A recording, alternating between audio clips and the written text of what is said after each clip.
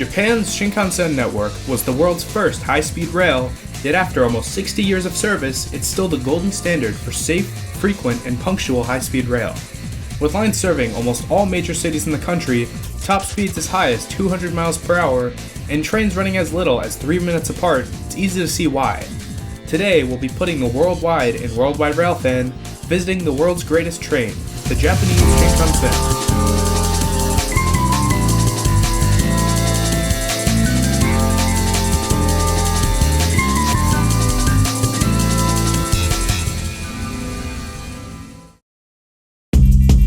Shinkansen is the general name for high-speed trains in Japan, but just calling the Shinkansen high-speed trains in Japan would be underselling it.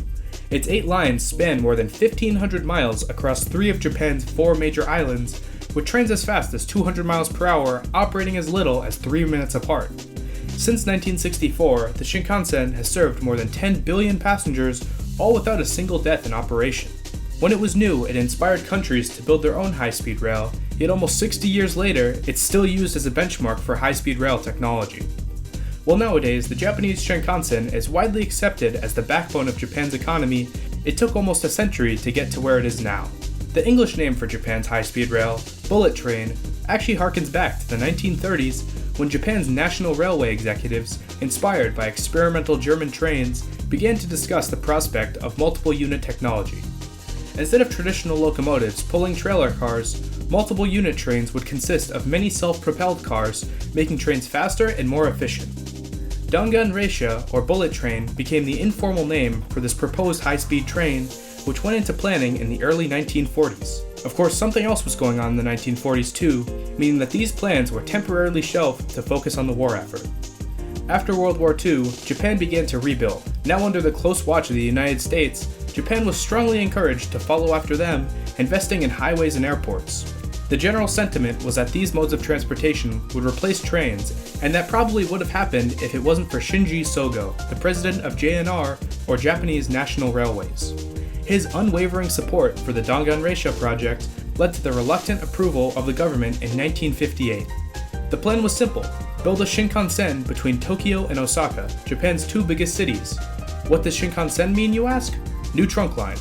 This new trunk line would follow the general route of the existing JNR Tokaido main line, but unlike the 3-foot 6-inch gauge on the Tokaido line, it would use a larger 4-foot 8.5-inch standard gauge, allowing for higher speeds. The Shinkansen would be like no other train in Japan, featuring gentle curves, tunnels, and elevated lines, allowing trains to operate at speeds up to 137 miles per hour. In addition to allowing for high speeds, the standard gauge track would keep slower trains off the line, making the Shinkansen exclusively high-speed trains. At the time, in part due to its incompatibility with standard railroad equipment and its estimated $13 billion inflation-adjusted price tag, many ridiculed the project. Despite all this backlash though, in April of 1959, construction began on this new line. Over the course of the next 5 years, hundreds of miles of double-track, tunnels, bridges, catenary wires, and safety systems were built, and by 1964, the line was complete. While this 320-mile corridor was built in a timely manner, the first-of-its-kind nature of the new trunk line caused the project cost to balloon to the equivalent of $26 billion, leading to further ridicule. All this ridicule stopped, however, on October 1st, 1964, when Japan's new bullet train began service just 1 week before the Tokyo Olympics. Bullet-shaped white and blue trains could be seen barreling through the Japanese countryside at speeds of 137 miles per hour, cutting the travel time between Tokyo and Osaka from 7 hours by car to 3 hours by train. For the first time ever, trains were not only competing with planes, but actually taking business away from them. In the first 3 years, the Shinkansen had already carried 100 million passengers, and with passengers willing to pay high prices for the 3-hour travel time, it began to turn a profit almost immediately. Over the years, the Japanese public seemed to forget about the cost of the Shinkansen, as it quickly paid for itself, furthermore effectively moving the country's 2 biggest economic centers closer to each other. Its success not only led to improvements along the Tokaido Shinkansen corridor, but also gave rise to 3 more Shinkansen routes by the 80s. Nowadays, instead of operating as a government-funded corporation, Japanese railways are made up of 6 privatized companies, all of which have continued the Shinkansen's legacy. Since the 80s, another 4 lines have been built, with a grand total of 8 lines connecting the Japanese islands of Kyushu, Honshu, and Hokkaido. those being from east to west the Hokkaido, Tohoku, Joetsu, Hokuriku, Tokaido, Sanyo, Kyushu, and Nishi Kyushu Shinkansen, all named after their respective regions of operation. In addition to these 8 main lines though, there are actually 2 so-called mini Shinkansens, those being the Yamagata Mini Shinkansen and the Akita Mini Shinkansen. These 10 lines combine to make a massive network that convenes in Tokyo with 1 line heading east and 1 heading west. Departing to the east is the Tohoku Shinkansen, which carries the Joetsu, Hokuriku, and Mini Shinkansen lines out of Tokyo. Sometimes, but not always, trains bound for Mini Shinkansen branch lines hitch a ride on Tohoku Shinkansen trains until Fukushima or Morioka depending on their final destination. In addition to all these lines coming east from Tokyo, the Tohoku Shinkansen actually extends even further east, becoming the Hokkaido Shinkansen east of Shinomori. Heading west from Tokyo, things are a little more simple, with effectively 1 really long line that runs all the way to Kyushu. Between Tokyo and Osaka, it's called the Tokaido Shinkansen. West to Hakata Station in Fukuoka, it's called the Sanyo Shinkansen, and even further west of that, it becomes the Kyushu Shinkansen to Kagoshima. Additionally, the recently opened Nishi Kyushu Shinkansen operates completely isolated from everything else, although there have been proposals to connect it to the rest of the system.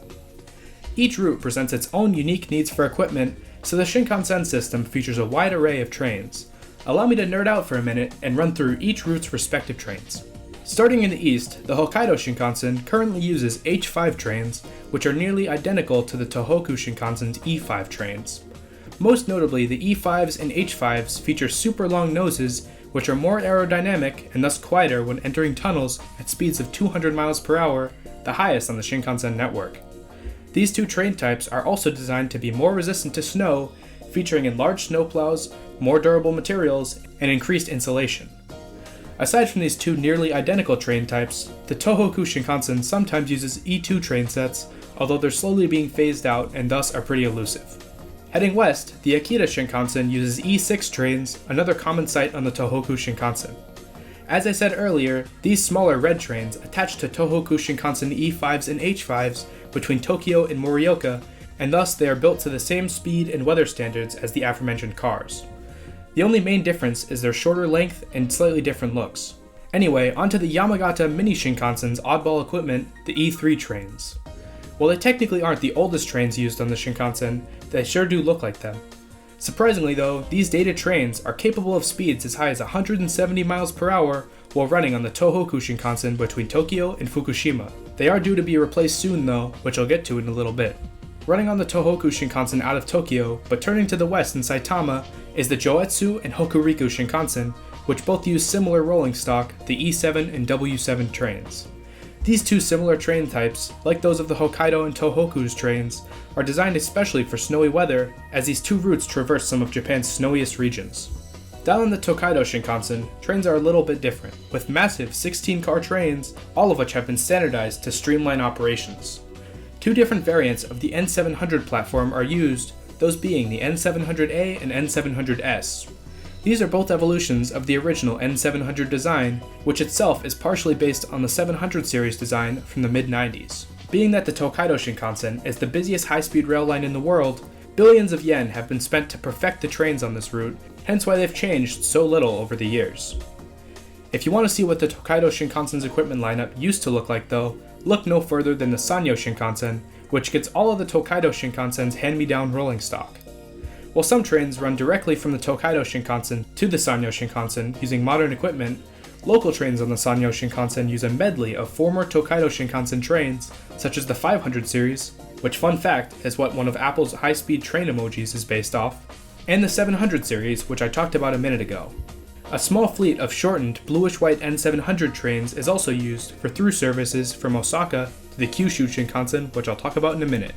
This menagerie of different trains makes the Sanyo Shinkansen corridor possibly the best part of the network for rail fans to visit, because unlike the Tokaido Shinkansen, there are a bunch of different train types to be seen.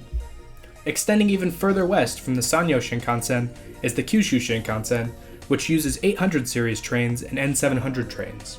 The 800 series are probably my least favorite Shinkansen train type, as they kinda look like N700s with a generic front-end design. These trains stay on the Kyushu Shinkansen exclusively, though as I mentioned earlier, the Kyushu Shinkansen is also served by N700s that through run on the Sanyo Shinkansen. Finally, there's the Nishi-Kyushu Shinkansen, which once again uses N700 trains, specifically newer N700S train sets. These are probably the best looking N700 variant, with more defined headlights and colorful paint schemes. Finally, there's a small fleet of track inspection trains, which are some of the most sought after trains in Japan for rail fans. These dedicated inspection trains usually run a few times per month, and their schedules are not officially made public. Periodically expecting the Tokaido and Sanyo Shinkansen is Dr. Yellow, which is the nickname of two JR Class 923 trains, which are based on the 700 series Shinkansen currently used on some Sanyo Shinkansen services. These trains are fitted with equipment to inspect and analyze the tracks, including cameras built into the noses to film track conditions. I was actually lucky enough to see one of the Dr. Yellow sets on my recent trip to Japan. Operating on the Tohoku, Joetsu, Hokuriku, Yamagata, and Akita Shinkansen is the lesser-known East Eye inspection train, which is based on the E3 Shinkansen used in the Yamagata Mini Shinkansen. Together, these inspection trains keep the Shinkansen's safety record nearly spotless. In addition to these dedicated inspection trains though, smaller maintenance-of-way vehicles frequently inspect the lines overnight. Despite its age, the Shinkansen still feels incredibly modern, and that's thanks to JR's constant improvements to service. As for the trains themselves, most lines at this point use modern equipment, and the few that don't are currently in the process of procuring new trains.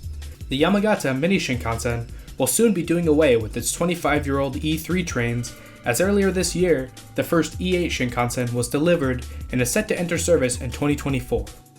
This new train type bears quite a bit of resemblance to the E6 trains seen on the Ikeda Mini Shinkansen, and much like the E6s, the E8s will be compatible with the E5s for double-drafted trains. The Sanyo Shinkansen is also currently in the process of getting new trains, but in a much less major way. Since it's effectively treated as the middle child between the Tokaido and Kyushu Shinkansen, the Sanyo Shinkansen receives the Tokaido's hand-me-down equipment, such as the 500 and 700 series trains. These trains, especially the 500 series trains, are long overdue for replacement. Over the next few years, they'll slowly be replaced by hand-me-down N700As as the Tokaido Shinkansen receives more new N700S trains. Since its inception almost 60 years ago, there's been a constant stream of experimental trains that debut new technology for the Shinkansen. Since 2019, this experimental train has been known as JR East's Alpha X, or Advanced Labs for Frontline Activity in Rail Experimentation. Bearing a passing resemblance to the E5 Shinkansen, Alpha X tests a new active suspension system, more efficient electrical systems, and two new aerodynamic nose designs, one of which is the longest in the world. It also has a top speed of just under 250 miles per hour, making it significantly faster than the existing Shinkansen trains. While it's merely just a test bed and by no means a production-ready train, the Alpha X will undoubtedly influence the next generation of traditional Shinkansen trains. The Shinkansen is already an incredibly expansive network connecting the majority of Japan's major cities, but it's not done yet. There are currently 4 expansions to traditional Shinkansen lines, either currently in progress or in planning. Beginning with the project closest to completion, the Hokuriku Shinkansen will be expanded 75 miles west from the current end of the line in Kanazawa to the city of Suruga. Expected to open in 2024, this extension will have a significant impact on tourism in the region, allowing for convenient access to the Fukui prefecture. 6 years later, in 2030, the Hokkaido Shinkansen will be extended 130 miles east to Sapporo, the capital of the Hokkaido prefecture. Sapporo is the 5th biggest city in Japan, so connecting it to the Shinkansen network will be a game changer. Once completed, the Shinkansen network will serve the top 20 most populous cities in Japan, cementing it further as the most impressive high-speed rail network in the world. Even further into the future, 2 more extensions will be completed, those being Phase 2 of the Nishi-Kyushu Shinkansen and Phase 4 of the Hokuriku Shinkansen.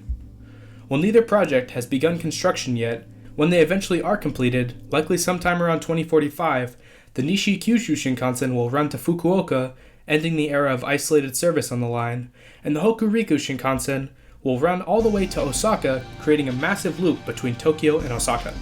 The continued modernization and expansion of traditional high-speed rail lines have been a leading factor in Shinkansen's continued success, but this doesn't mean that Japan's railway companies have stopped trying to innovate. Before the Shinkansen was even a thing, in 1962, Japanese national railways began to experiment with a linear propulsion railway. Since then, Japan has developed what many consider to be the world's best maglev system. SCMaglev is the culmination of more than half a century of Japanese research and design, and it shows. Unlike other maglev trains, SCMaglev works because of superconductivity, a scientific property that greatly increases the magnetic force of electromagnets when cooled to extremely low temperatures. SCMaglev operates on rubber-tired wheels up to a certain speed, and then begins to magnetically levitate a few inches above a guideway. In the late 2000s, Japan's maglev technology had been refined to the point where trains could reliably operate at speeds north of 350 miles per hour, leading the Central Japan Railway Company to begin planning out its first real-life application. Unlike other countries, Japan was ready to go straight to building a full-size inner-city maglev as opposed to a 20-mile-long gadget pawn. Japan's maglev, dubbed the Chuo or Central Shinkansen, is currently being built between Tokyo and Osaka, much as the original Tokaido Shinkansen was almost 80 years ago.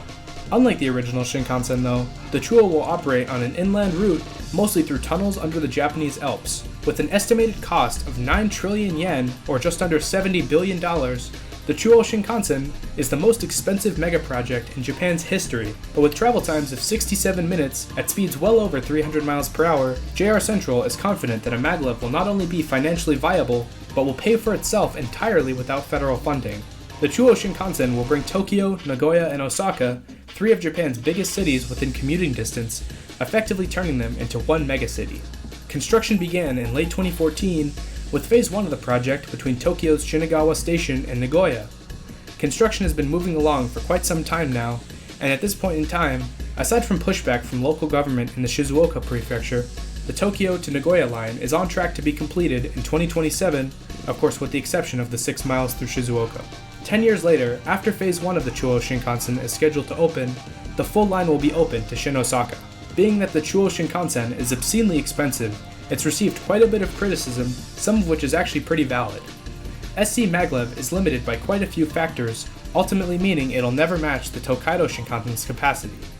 Trains are considerably smaller, have to run 10 minutes apart instead of 3, and thanks to increased wind resistance in tunnels, are far less efficient than traditional Shinkansen trains. Unfortunately, this means the Chuo Shinkansen uses about 50% more energy than the Tokaido Shinkansen. The maglev versus traditional high-speed rail debate is a nuanced topic, and one I may make a video about in the future. Either way, Japan's Shinkansen has had a pretty good track record for understanding the market and building viable high-speed rail lines, so if you ask me, I trust that JR Central knows what it's doing with the maglev. Throughout this video, aside from nerding out about the different trains used on the Shinkansen, I've been trying to illustrate how much high-speed rail has transformed Japan, not only economically, but for anyone traveling within it. One can travel almost 1,100 miles from Fukuoka to Shinomori in just 8 hours via Shinkansen, while in the US it takes 21 hours to travel the 950 miles between New York and Chicago on Amtrak. This is thanks to Japan's continued investment in its high-speed rail. Unlike Japan, the US has sunk hundreds of billions of dollars into building an interstate highway system and currently has a high-speed rail network that looks like this.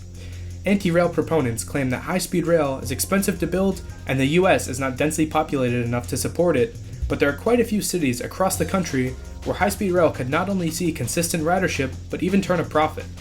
Florida's Brightline, the only privately owned passenger railroad in the country, recently began to turn a profit, despite the fact that it's only technically high speed for 20 miles. If Japan's high-speed rail proves anything, it's that the same people who initially oppose a high-speed rail project will eventually be the ones who use it every day. Ultimately, most people don't want to deal with the inconveniences of building high-speed rail, but once it gets built, it quickly becomes a vital piece of a region's transportation infrastructure. Just think about it. How many people remember the Tokaido Shinkansen as a project that went wildly over budget nowadays? None, because it's become something that hundreds of thousands of people use daily. This is exactly what California's state-funded high-speed rail project hopes to build. Once completed, it'll connect two of California's biggest cities, Los Angeles and San Francisco, in less than 3 hours, much as the Tokaido Shinkansen did in the 1960s. While California high-speed rail is the closest to beginning service, there are a handful of similar projects across North America such as Brightline West, Texas Central, and VIA's high-frequency rail project. Some of these projects, for the first time ever, have moved past the proposal stages, which could be early signs of an American high-speed rail renaissance. After all, increasing population, congestion, and climate change are clear signs that high-speed rail is needed more than ever in the US. Japan proved to the world that traditional high-speed rail can work, and the rest of the world has followed, so it's time the US does too.